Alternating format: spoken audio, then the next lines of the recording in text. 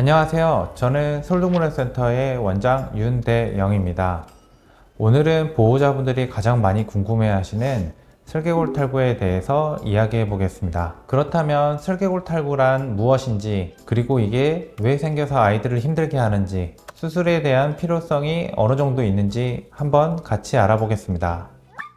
먼저 산책 시에 아이들이 걷다가 또는 뛰다가 갑자기 다리를 깨금 발을 딛고 깡충깡충 뛴다든지, 갑자기 잘 가다가 자꾸 주저앉고 또 가다가 또 주저앉고 이런 증상을 보인다든지, 그리고 마지막은 아이가 다리가 불편할 때마다 다리를 스트레칭 하듯이 다리를 폈다 구부렸다 하면서 하는 행동을 할 수도 있는데, 보호자분들이 걱정하셨던 슬개골 탈구의 초기 증상일 수 있습니다.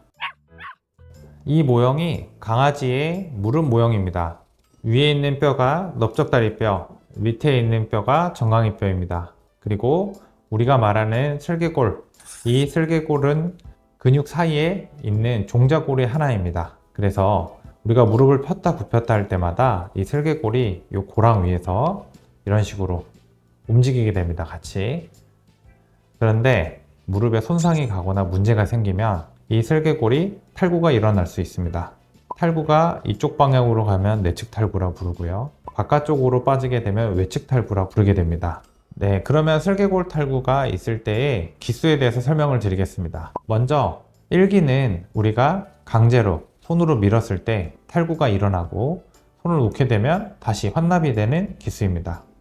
두 번째는 활동 시에 이런 식으로 나와 있고, 그리고 가만히 놔두면 또 들어가고 이런 상태입니다.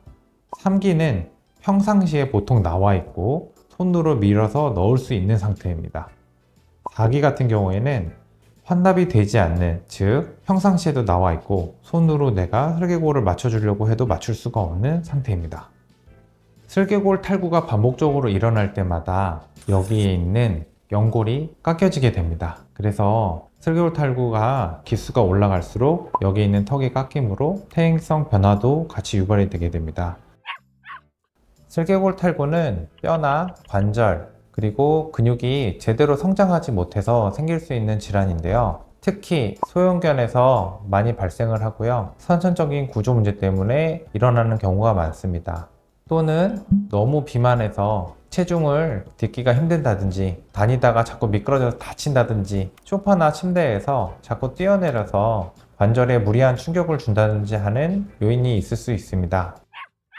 많은 보호자분들이 저한테 질문을 이렇게 하세요. 분명히 어제까지 또는 아침까지 다리 멀쩡하게 썼는데 산책 다녀온 후로 자꾸 다리를 드는 증상을 보인다. 갑자기 왜 이러는지 걱정된다 라고 말씀하시는데, 보통 대부분의 강아지들은 통증이나 아픔을 느끼더라도 많이 숨기고 안 보이려고 하는 동물의 습성이 있기 때문에 마지막까지 참다가 어느 정도의 한계를 넘어섰을 때 증상을 보이는 경우가 있습니다. 이렇게 탈구된 뼈가 아프고 불편하기 때문에 아이들이 다리를 굽혔다 폈다 하면서 무릎뼈를 스스로 맞추려고 하는 모습을 보이기도 합니다. 초기 단계라고 한다면 체중 관리, 그리고 미끄럽지 않은 환경을 만들어주는 환경 관리, 그리고 관절 영양제 등으로 어느 정도 효과를 볼 수 있습니다. 하지만 아이들이 계속 반복적인 다리 저름이나 절룩거린다고 하는 모습을 주기적으로 보인다고 한다면 먼저 병원에 내원하셔서 치료 방법을 설명을 받으셔야 됩니다.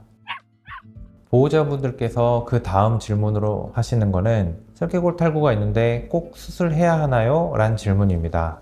슬개골 탈구의 심각한 정도에 따라서 수술이 필요할 수도 필요 없을 수도 있는데, 만약에 보호자분의 강아지가 슬개골 탈구 3기 이상이 된다면 기본적으로 수술이 실시되는 단계입니다.